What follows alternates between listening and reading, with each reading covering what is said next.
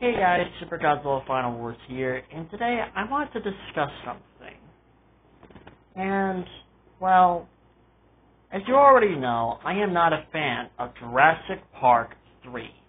In fact, I think it is the worst Jurassic Park movie out of the trilogy. Now, before you guys say, oh, is it because the Spinosaurus killed the T-Rex? No, actually my reasons are a bit more deeper than that. And that was, well, within the deleted, well, not in the deleted scenes, the behind the scenes means a paleontologist by the name of Jack Corner, I think I got his name right, thinks that T-Rex is just a scavenger and thinks that Spinosaurus is the real hunter and a monster that would go after T-Rex. And the worst part is he got one of the cast to agree with him. That's another reason why I hate this movie. It's because, well, of this paleontologist who thinks that T-Rex is just a scavenger. I would go into a bit more details about Jack Corner, but I'm not going to do that. So, if you want, just search Valley of the T-Rex and watch a review about Valley of the T-Rex. And then come back to my video and you'll see why I hate that idea of Jack Corner theorizing that T-Rex is just a scavenger, not a hunter. Because there is hardcore evidence that supports T-Rex being a hunter. Hell, I'm pretty sure Space Farmers would agree that T-Rex is a hunter, not a scavenger. I'm pretty sure he knows that T-Rex is not meant to be just a scavenger. Sure, you can scavenge off of carcasses, but just scavenging and not hunting at all? Like, that's just the dumbest idea I have ever heard. But there's a bit more details of why I hate Jurassic Park 3. It's so much. In fact, I think this Jurassic movie is just the worst of the franchise. It's not just because of the Spinosaurus killing the T-Rex, it's because of all the characters except for Alan and Grant.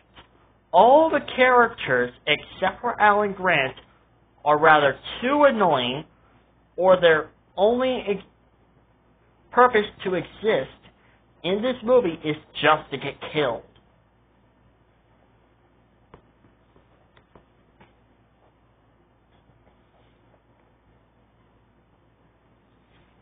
All the other characters, they just suck. Alan Grant is the only character in this movie that I don't generally hate. Because, well, he's just the only character who knows what the hell is going on in this movie. Like, he knows what to do, and he knows what to say. All the other characters, they don't even know what they're doing or what they're saying. Which hurts me, which hurts my eyes just to watch the movie.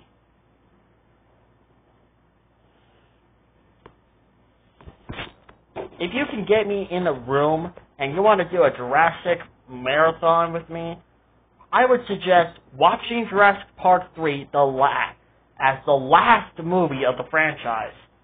I can give a damn about Jurassic World Dominion or Jurassic World Fallen Kingdom. Sure, they were bad, but they weren't that bad, honestly. Jurassic Park 3, on the other hand, it is just the worst. And I will admit, the story is kind of interesting, but it's not 100% interesting. If anything, I would say it's like a 40 minute, not 40 minute. I would say it's like, out of all the interesting stories, this one is like a 4 out of 10. And it's not the best story, but it is kind of an interesting idea, where a divorced couple kidnaps a well-known person who survived on an island full of dinosaurs just to look for their long-lost son. I would have liked it a lot better if all of these characters actually listened to Alan Grant. No one, and I repeat, no one listens to Alan Grant. They question his decisions and flat out ignore what he's saying. Literally. Like, let's get to that scene where Alan Grant and the characters encounter the T-Rex. He says, nobody, don't move a muscle. And when the T-Rex roars, what do? They flat out ignore what he said and just ran like hell.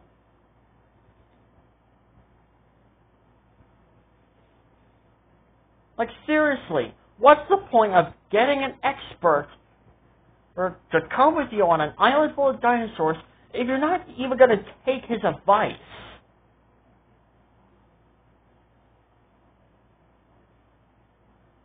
Like, seriously, what's the point of getting an expert if you're not even going to take his advice?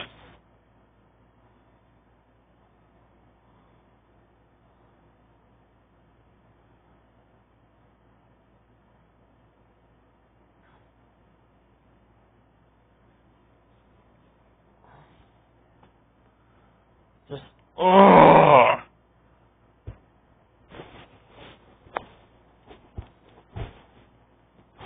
And I would say the most annoying characters in this movie are, well, the parents looking for their son.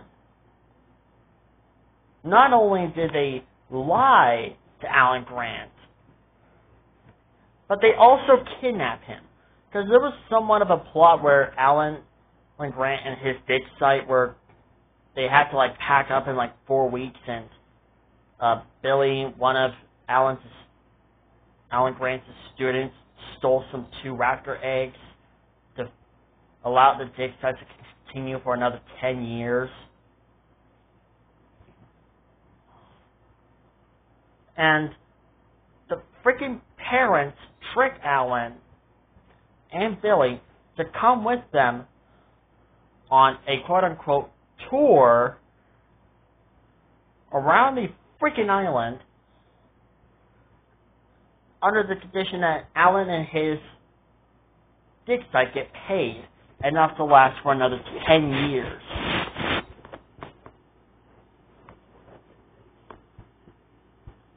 Like, seriously, not only did they kidnap a very iconic and popular Jurassic Park human character, but they also lied to him. They also lied to him.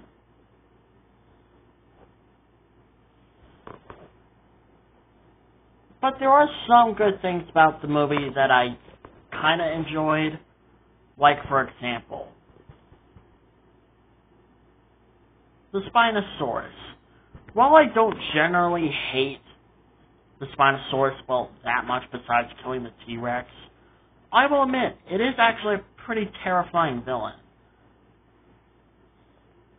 In fact, I think it might be a bit better than the Indominus Rex. Because this dinosaur is just a mystery in the Jurassic fandom.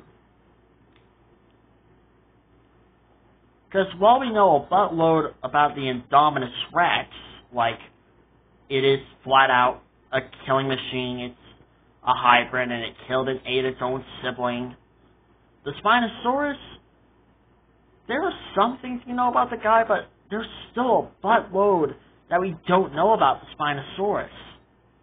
And his roar is actually a very good roar. Honestly, sometimes when I listen to that roar, it gives me chills. I just wish they brought those roars back in Camp Cretaceous. Because those roars were so good. Like, you use the roars in the Lego Jurassic World game, but you don't use them for Camp Cretaceous.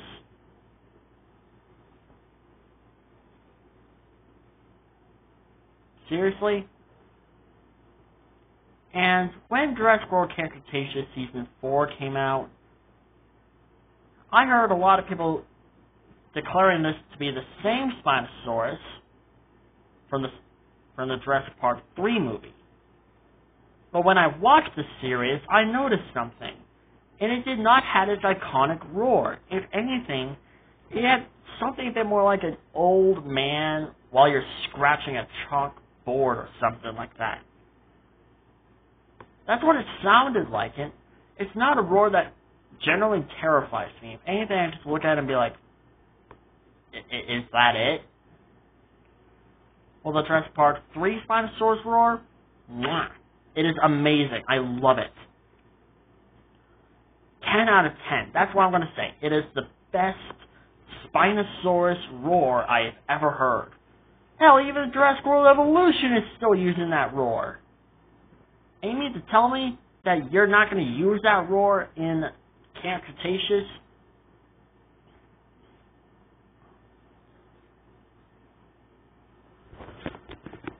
And another thing I like about this movie is the raptors. The raptors are very interesting.